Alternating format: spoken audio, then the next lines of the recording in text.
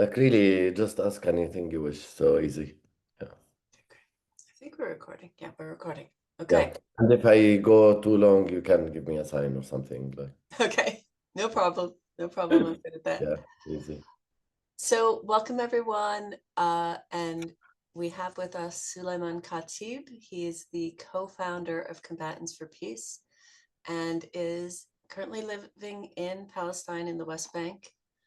I'm gonna decline your note taker. Um, Welcome, Sulaiman. Thank you, Alice, for having me, and nice to meet you across the ocean through Zoom. Yeah. Yeah, that's so wonderful. So, uh, tell tell everybody about your story, like how this all started, that you founded an organization like Mhm, Combatants for Peace. mhm. Yeah. So my background, I born in Jerusalem area. That's where my family from, in a little village called Hizma, northeast of Jerusalem. So my family has been living there for generations and generations. So yeah, I born and grew up under the Israeli military occupation, where I don't have any rights, basically. Neither me, neither my community. And I started my journey of, let's say, political activism since my childhood. My older brother was in jail. I come from an activist family that also participated in defending the land during past colonization era, like in the British time and before. Mm, So yeah, so as I said, I started like when I was 12 years old, 13 years old. I was very active in compared to my generation. Like, I had access to reading secret political magazines and have a connection to ex-prisoners through my older brother that was in jail and was released and so on. I also play the flute mm, because I was going out with the sheep. My family used to have sheep, and yeah, this is a traditional thing. And through this, like with the revolutionary music and local traditional music, I got connected to the ideas of revolution, rebel against the system, basically. And that's my spirit, mm, honestly. mm-hmm, At that time, I was connected to the idea of, freedom fighter, Che Guevara and Arafat and other leaders. And so for me, when I was 14, like the only way to resist the system, the occupation, was through what we call armed struggle. mm-hmm, So in a shortcut, I did everything I could when I was 14. I had created my little group, um, 14 years old, throwing stones at the army, preparing cocktail Molotov, mm, and writing slogans on the wall of like Free Palestine slogans and so on. And in the end, me and a friend of mine that his family's house was demolished by the Israeli army mm, as a policy that's still in use in practice until now. Unfortunately, um, decided to attack two Israelis in order to take their weapon so we could use it later on. I was 14 and 5 months at this point. This is the time where the Israelis started building a settlement that cut the historical road and connection between my community, my village, and Jerusalem, and brought settlers, mainly Russian. mm, Uh, yeah, so the feeling of threat for your physical space, totally, at that time. mm-hmm, Uh, yeah, and we attacked these two Israelis, and they were wounded, slightly wounded. And after a few days of searching and the army searching for us, they arrested me and my group. I ended up in Israeli jail, in a military jail. I was the youngest prisoner, political prisoner for a while. Um, and of course, I went through different stages in jail, including, physical and psychological torture, mm, especially at the beginning in the investigation time. Um, and also maybe a note, like as living under a military rule, the edges really doesn't matter. It's not even the normal Israeli law to say. it's the occupied territory of 67. So it's a different a whole set of system. Um, yeah, and then going back and forth to the court, to the military court, I became 15 years old and I was sentenced to 15 years in jail. During my time in jail, my room in my family house was blocked by from the army with iron and blockade and cement. So my family couldn't use my room when I was in jail. It was in the second floor in my family's house as a punishment for the family. And I spent 10 years and a half in jail, basically, like my teenager time. Mm-hmm. During jail time, this is like a very important part of my personal story, but also not just me. It's a lot of Palestinians, unfortunately, gone through experience of being arrested, like for short term or longer term, some with a court, some without court, like administrative detention centers and so on. During jail time, I met like thousands of prisoners and activists and grow up in jail, physically, mentally, spiritually, everything. During jail time, we used to be divided into different groups, like it depends of which organization you are part of. Um, and we, as a prisoners, has to use the jail experience to create leaders. Like basically, we did a lot of informal education in jail. So I also worked in the library in jail. I studied, I mean, I knew a little bit Hebrew from home, a little bit, but then I studied Hebrew in jail, English and history and other things. I used to read a lot. I worked in the library, as I said, but jail is not really like Abyss Academy. So we used to call it a revolutionary university. Mm. Uh, but of course, there was a lot of violence in jail and, throwing tear gas at us, at the prisoners, a few times through the year. And in order to improve our daily life in jail, we done a lot of hunger strikes, food hunger strikes. Mm. And my first hunger strike, I was 15 I was living with teenagers, like underage in jail. Mm-hmm. We had the first hunger strike for 16 days, which means we don't eat for 16 days, just water and salt. It's very famous in our culture, water and salt, mayo milk. And that's how we improve the daily life in jail. Mm. Basically, we always succeed to achieve most of our demands and then we stop because our goal is not to die. Mm-hmm. I just have to mention the hunger strike strategy. We learned it from the Irish prisoners' experience in the 80s.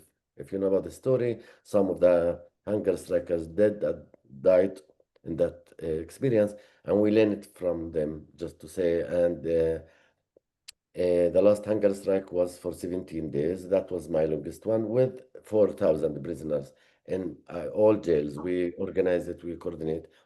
Basically, I'm mentioning this because that's how I learn about nonviolence. And About that's organizing. then Yeah. basically, practically, that there are other energies here, there are other forces than what we call armed struggle, violence, whatever language you want to use. Um, and also it taught me a lot of patience and also the solidarity work within the prisoners, the community, the support of the community, the spiritual level. We used to sing songs like they can jail our bodies, they can jail our soul, this kind. So I always felt free basically within the jail system, within the walls. Mm. I never felt like, this victim and weakness, and rather I always felt grounded and um, um, strong. Obviously, there are moments of like going down, and there are a lot of trauma, obviously, like from the experience. Yeah, and then I left jail after 10 years and a half, as I said. Before we go on to the next part, I want to say something about jail. Yeah, So first, I want to reflect. Like, jail was your access to meeting other revolutionaries, yeah, learning about revolutionary theory, yeah, and organizing political action. Right. There were horrible things about the experience, but it was also revolutionary school because everybody who rebelled in any way, thousands upon thousands of you were together. yeah. Yeah. And then the other thing I want to say, I like it's really clear why you were drawn to me, why you were drawn to armed struggle. And we would, in the United States, a 14-year-old who, attacks a police officer could also go to jail, right? Um, if you could just share a little bit about how easily people were imprisoned or are imprisoned, and um, the military tribunal system, and how Palestinians are under a Yeah, different judicial system, just so that people don't think, well, of course he went to jail. yeah, Um, yeah. yeah. So um, let's say if Israeli done what I did, they will go to a different whole system of law and rules and custody. Let's say it's a whole different thing. As a Palestinian that carry Palestinian ID, you go to a military rule, which is emergency rule, where you don't really have rights. It's a very different system. Um, so you don't really have rights. Like you are not recognized as war prisoner and you are not a citizen. So basically that's where you are like nothing in some ways. Mm-hmm. Um, so we, as I said, we have to struggle in order to improve the daily life in jail. We have to do hunger strikes. That was the only option available for us. Uh, so I don't know like numbers, but I would say there is no Palestinian family that never experienced jail experience. Like in some families, more than one person, obviously, and different age, different gender, women and men, um, with certain accusation or not. Like that's, for example, there is rules about laws and the practice of imprisonment of like people without court. There are also a category of prisoners that never been even in a military court. So basically, this is all the new practice that the occupation system tried to crush our spirit through prison, like jail the activists, basically. Within this, there is a lot of torture, a lot of like policies that's used, physical and spiritual and psychological in order um, to crash the prisoner's spirit. And our job was to stay strong. Not everybody, not all the time, because it's not easy. I just want to admit this as a human, and I want to humanize ourselves also, because But you sometimes, had each other. yeah, so we support each other, we create groups, we create cultural behaviors and values and so on. One of the rules that we have that no violence, because practically we don't want to give the Israeli administration, police, an excuse of torturing the prisoners, which was a policy of torture, transferring a prisoner from jail to jail, and so many other tools, including, as I said, uh, to control the prisoners. Many times they would throw tear gas inside our cells and rooms, and so many other strategies that the Israelis use in this case. Part of my journey, and maybe some people, I'm not speaking on behalf of everybody, and also it's a different timing Mm. than now. Now it's much worse, as far as I know, the conditions in jail, actually, especially since the war started, the last war.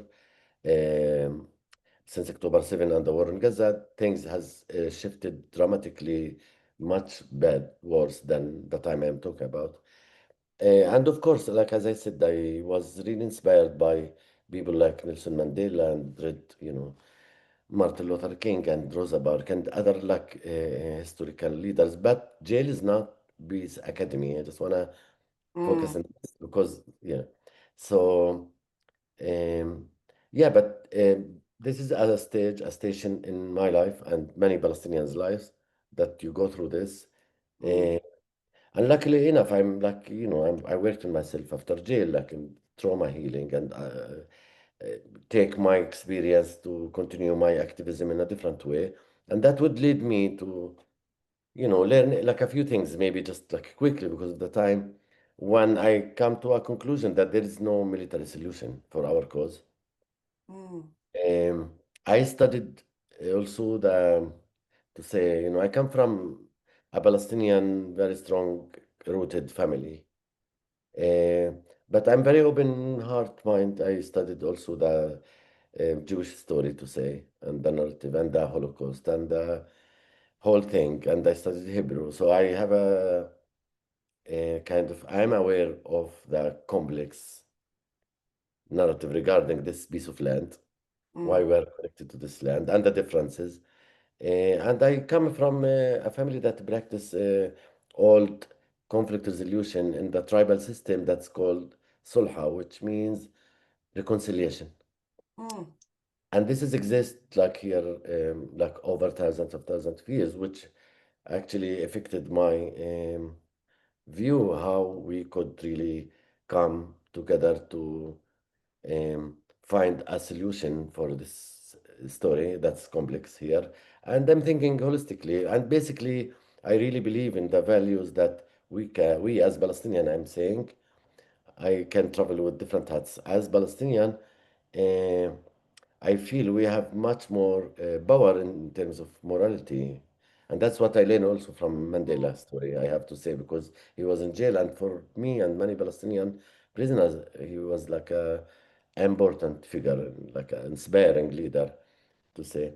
And from there, like after jail, as I said, like using my background to advocate for nonviolence and then being open to work together with what we call the enemy with certain condition because this is complex.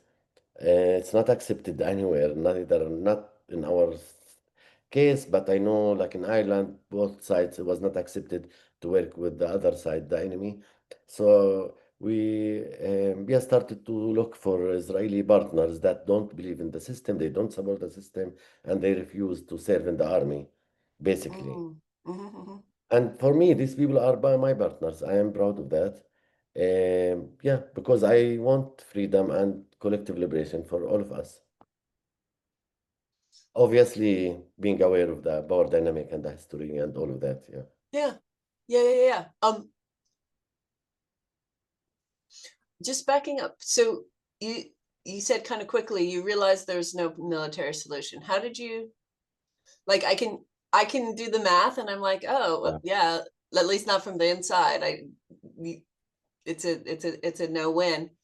Mhm. And how did you see that? Like, because Mhm. you went from I need Yeah. to steal a gun so that I can defeat Israelis, or at Yeah. least make a dent, Yeah. to there's no military solution. Actually, now Yeah. let's look at peace through peace. Mhm. Yeah. So for me, like it really is not academic research I done or something. It's like more practical experience. I tried in my hands. It's not a theory. Like physically, I attacked two Israelis with a knife. Mm, So I tried physically and other things I done, like as I mentioned, and I saw the impact of violence on us. Like leave mm, Israelis aside within the prisoners. Like I saw people with trauma that don't sleep. And I'm talking about people that were hero for us, like fighters and so on. And I'm aware how much the violence practiced by the system, by the Israelis on us imposed on us. I am aware how much trauma the Israeli city has, whether the generational one or the one is happening right now while we're talking. Because as I said, I speak Hebrew. I know also Hebrew. I follow what's happening in the Israeli society. So really, from a very practical place, later on, for me, it became more ideology and more spiritual practice than just a strategy. But I mhm. started very practical place. Yeah. Uh, So Yeah, so and I'm not stabbing. a math Okay. person. Like I'm not a logical math numbers. It's not this. It's the spirit, the energy I want to bring into the world. I don't want to add any violence. I recognize the intention and why people would practice violence, living under injustices, of course, Yeah. like I did. Yeah. But recognizing this, but moving forward for activating a different energy that would work. And I know it worked in the history, in the world, in many places. not aside of the practical reasons where we have uh, um, a very strong system supported by the strongest powers in the world. So we have also to think there is practical reasons to that. It's not just like a la la land thing. Yeah, yeah, yeah. And also I'm hearing, right, you tried the armed struggle and it got you in jail, and you tried hunger strikes and you got your demands met, right? Like you had very Uh, early experiences of violence mm, does nothing and really well organized nonviolence actually yeah. sometimes does. Yeah, and I know I'm aware, like for people that listening, I'm really aware, especially the people of comfort and privilege, it's hard to convince people that nonviolence works. It's very hard. There is no like a very easy logical argument to convince. For me, as I said, it was very practical. Like you mentioned, the hunger strike is the most like it's a very harsh experience to stay without food by choice for like 17 days, and some people done more than that with good organizers and so on and solidarity. But yeah, that showed me there is a way to face this like power system, yeah, with nonviolence, and it worked. It worked in history. It worked in many places. It's a longer road, a longer journey, and in terms of danger, actually choosing nonviolence doesn't mean choosing safety.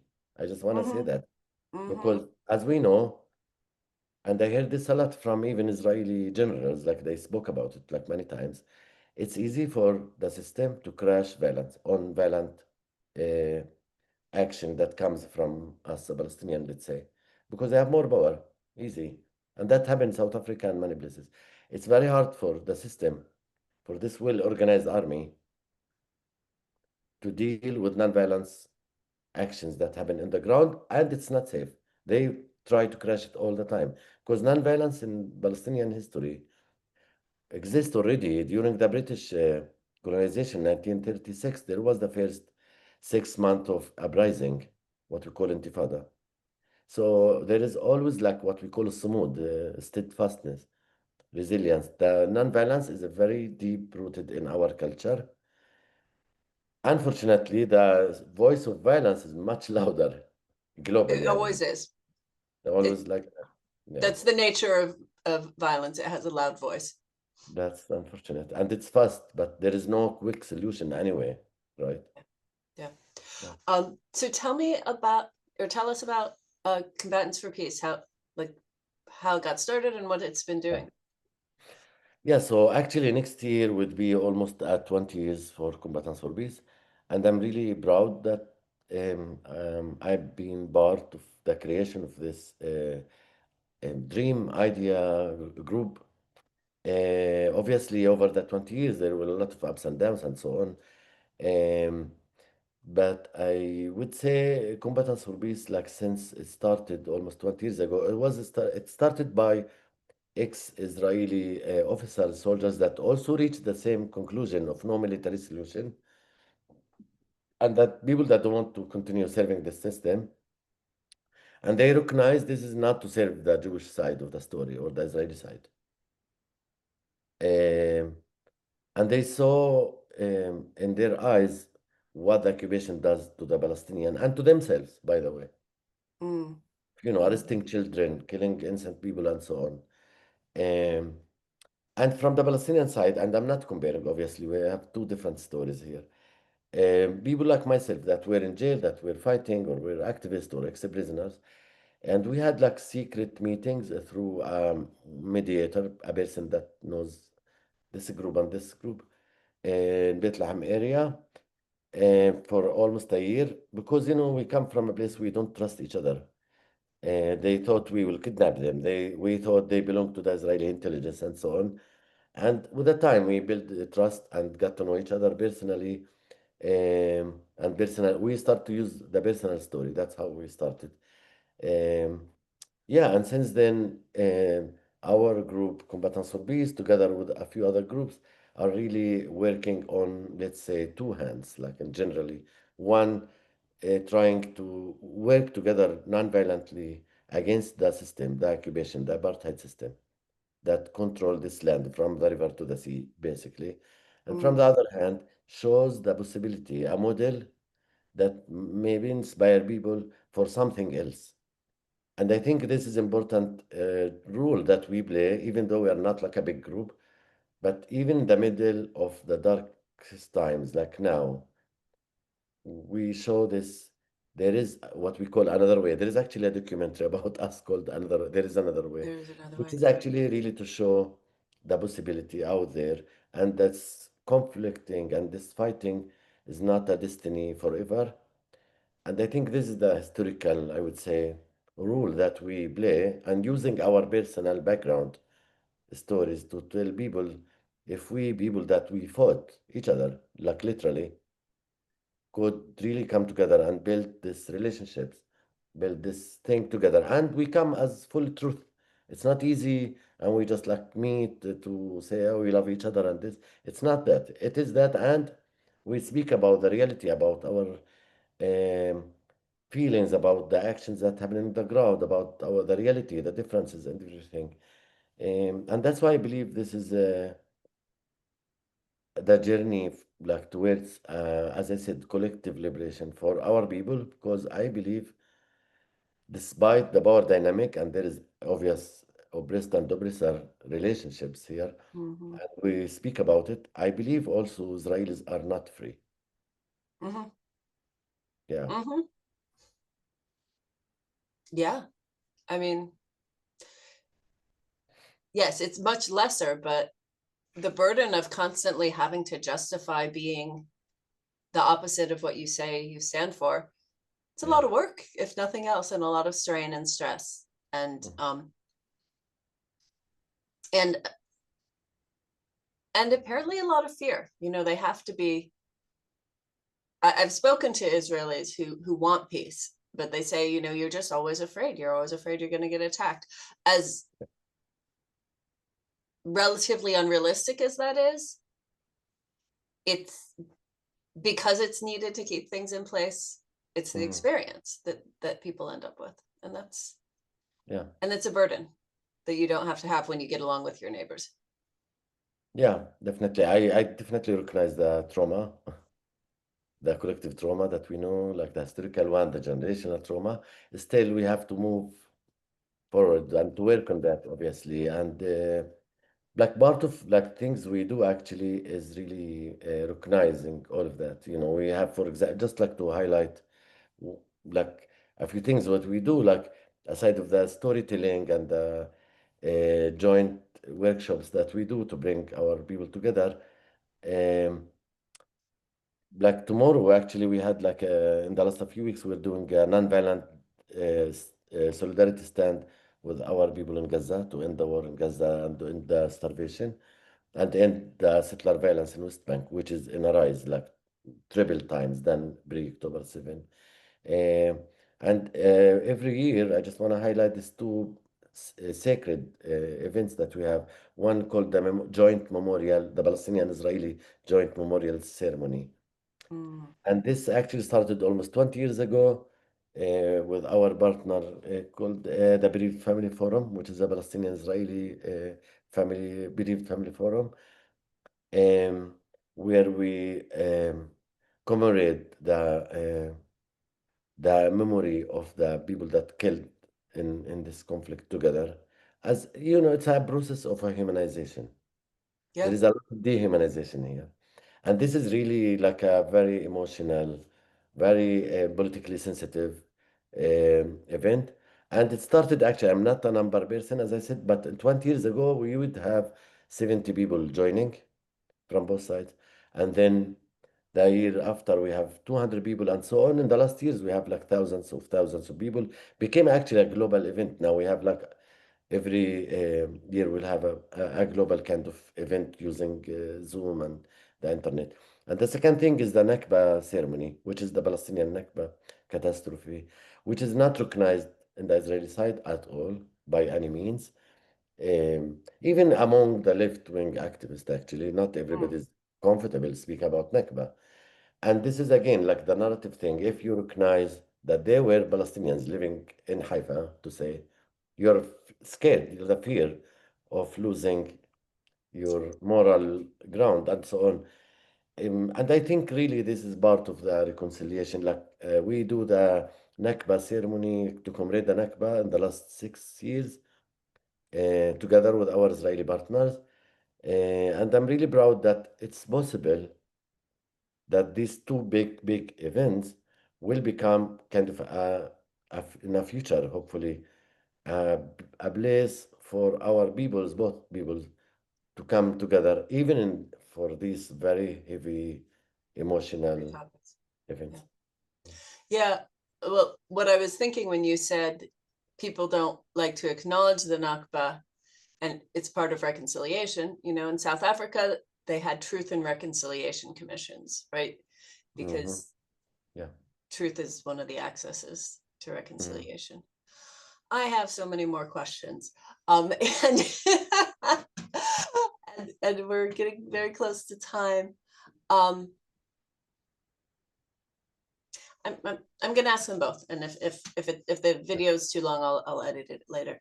Yeah. So when we spoke the other day, you were saying you grew up near Jerusalem. Your family has been there for 500 years, For more than that. Yeah, more than 500 years, and far longer than I know anything about my family. Right. Um, yeah. yeah, my family's been on this continent for 100 years. Right. And before that, we only know a couple of generations. Mm. Um, and you cannot enter Jerusalem. No, I'm actually speaking now to you. I live in Ramallah usually, but I also part of my time in Beit Jala. It's a town between Jerusalem and Bethlehem. So I literally, from this balcony, I see Jerusalem, or from the balcony of my family's house. But yeah, I can't. Um, like there is the separation wall and there are checkpoints, and you need to have a permit, which is impossible to get, basically. So there is no access. And part of the policies that's used here is really restriction of our freedom of movement. It's already pre-October 7, it's already very restricted. And since October 7 and the war in Gaza, it become much worse. Now almost each Palestinian town in West Bank is controlled by a gate, yellow gate. I don't know why it's yellow actually, but there is a yellow gate or gates in the entrance of each town, each village, each city. And they open it, they close it whenever they want. So that's how really the, sorry to use the term, I'm not comparing, but like literally ghettos. That's more or less what's happening in West Bank. And the settler violence, where the settlers, what's called some of them specifically are very violent, taking the land of the water resources, like uprooting olive trees. Like the other day in a village outside of Ramallah called Limghayir, the settlers has uprooted and the army together uprooted like hundreds of old olive trees. The youngest one of the olive trees are 100 years old. So it's really not about just the Palestinian, the human rights abuse. It's even worse. Like it's about the land, the Abuse of the trees, land. the whole culture, the whole thing. And it makes you like wonder, are these really people believe they belong to this land? It's like it doesn't work if you really claim that. So we have to recognize this reality and not lose sight and hope. I don't lose it. I feel very connected and grounded, and I believe it will change. And you mentioned Mhm. South Africa. It's very important to me because now we have Israelis that younger ones that were in the army in Gaza, and they want to join us. There are more and more people actually realizing that what they're doing is is not is not helping anyone, not helping the Israelis for sure, and stopping like going to the service. So and there is a big question like what shall we do? Learning from South Africa with the Reconciliation and Truth and Reconciliation Committee, what shall we do in this case? Being aware there should be some accountability here. Mhm. So this is like a big question I'm sitting with other friends also, like thinking about that at this point. I was I was really sad and moved to hear that you can't go to Jerusalem. Mm. And I wanted to, because I'm assuming if I hopped on a plane, I could go to Jerusalem. as a foreigner, as a tourist. As American, yeah, you can come to Jerusalem, you can come to Ramallah, you can to Tel Aviv, and if you have any Jewish claims, you can become a citizen that's in 24 hours, and you could control my life easily. That's honestly literally how it works. This is how Yeah. the system works. Yeah. So the first, it was a few years ago, a few years, before things escalated, that I learned about the movement restrictions Mhm, between the different parts of Palestine. And that was when I realized that when people say apartheid, it's not an exaggeration. mhm. And so, yeah. Yeah, no, we're living it basically, and it's getting worse with this Israeli government. Like now, it's a very extreme government supporting the settler violence and adopting policies of, like annexation. There, this Sunday, actually, the Israeli government is gonna uh, talk, among other things, about. I was just reading about it, about the annexation of part of West Bank, especially Area C, where a lot of land and agriculture with less population, because they want the land, but they don't want people. That's the policy. And it's not secret, like the ministers, Mm-hmm. some of the ministers are publicly speaking about it. Some countries has taken action of sanctions against specific ministers that speak about it. And they want to take Gaza again and so on. So there is this, let me say, like, I'm not speaking all of the Israelis like this or that. I'm saying there is a direction supported by certain element in the Israeli government, not if all of it, and some internationals in the US politics also, and evangelical and religious fanatic and so on. They want what Netanyahu said 2 weeks ago publicly in Hebrew. I heard it, that he believe in a greater Israel, which Mm. means a lot of part of Jordan and Iraq and Syria and Lebanon and Egypt and all of that. So that's where one direction, and there are other direction. I see other people getting stronger also, that want solutions, that want to live next to each other, that want a different path. Because when we know violence will just bring more violence, that's we know from the history. And we are in this ship together. I mean, Mm. that's what I think. And yeah, we don't really have a privilege to lose, to just like, lose hope. And hopelessness is not the energy that would help us anyway. So, yeah, Mm. I believe in goodness, and I believe this is war of consciousness anyway. Mm. Yeah.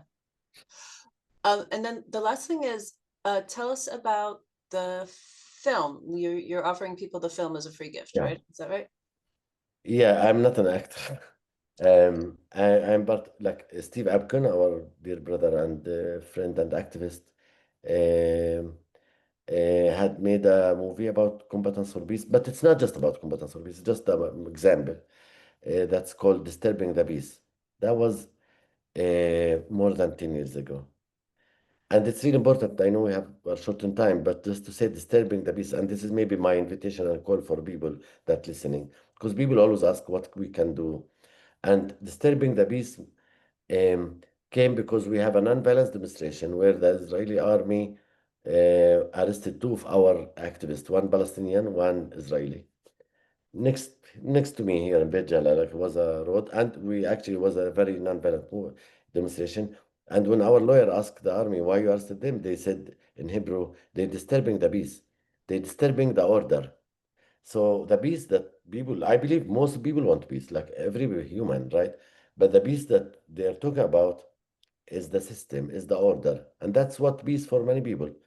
So I really call every one of us really to check what's really real peace. And anyway, so after October 7 and the war in Gaza, he came here and made a follow-up documentary called There Is Another Way. Mm. And I think it's really representing a lot of us, what we went through. Also, it brings the Israeli pain in October 7 and recognizing that, and recognizing the Palestinian pain as well, and so on. So I would recommend people to watch that, and also to be in touch either with us, Combatants for Peace, or the Reconsider, which is the organization that made these two movies with Steve Abkun and Marcina Hale, his partner. and they're great people also, and there are always offers of workshops, and not just to. It's not a comfort documentary to watch. I just want to mention that it's not to make us feel good, Mm, but it brings the reality and also shows the dream and the vision of different possibilities that we have. mm. Wonderful. And uh, is there a way for people to, if they want to donate to Combatants for Peace, is there a place on the Yeah, website to do that? Yeah. Okay. yeah. I'll make sure to get It's that. in our social media and our website. There is actually campaigns happening right now, like a fundraising campaign. But yeah, people can reach us through like online. We have American, especially for the American side, we have American Friends of Combatants for Peace. Mhm. So it's easy to find us online. Yeah. Okay, good. Well, I'll get the link. Yeah. Uh, Thank you for your time, Suleiman. Thank you. Thank you for your commitment. Like in the face of how real it is, you're still looking for an effective solution through connection. Yeah. And I believe we're going there. That's what I Mm, believe history taught us. Yeah. And the spirit and the guidance. Yeah. mm. But we have to do this together, obviously. I really don't believe in saviorism. So many people are trying and doing good work as well. Yeah. Yeah, yeah. And even not being a savior, there's something about being a compass, right? Or reminding people that actually we can stay this path. Yeah, I would say maybe to end in this spirit, I grew up, in our culture, we're very connected to the olive trees. Yes. It's in all our Abrahamic religion and our spirit and our food. It's in our blood. So it's very, really sacred tree over thousands of years. And my family had a lot of them. And now it's half inside the Jerusalem area behind the separation wall. But our connection to the olive trees is like really, it's part of our self. And so we grew up, they say like a local statement is saying, they planted and we ate, and we plant and they ate. And this is the guidance, especially for people that, lose hope quickly because it's long, it's taking long, but the struggle is not really for a shortcut. It's for we do the good that we can, and we don't know how the ripples effect happening. So yeah. So the dark energy is not gonna stay so long here. That's Right. what my heart's telling me. Yeah. Mm. Thank you so much. Such a rich Thank you. conversation, and thank you for the work you Thank do. you. Thank you. Thanks a lot. Have a nice day.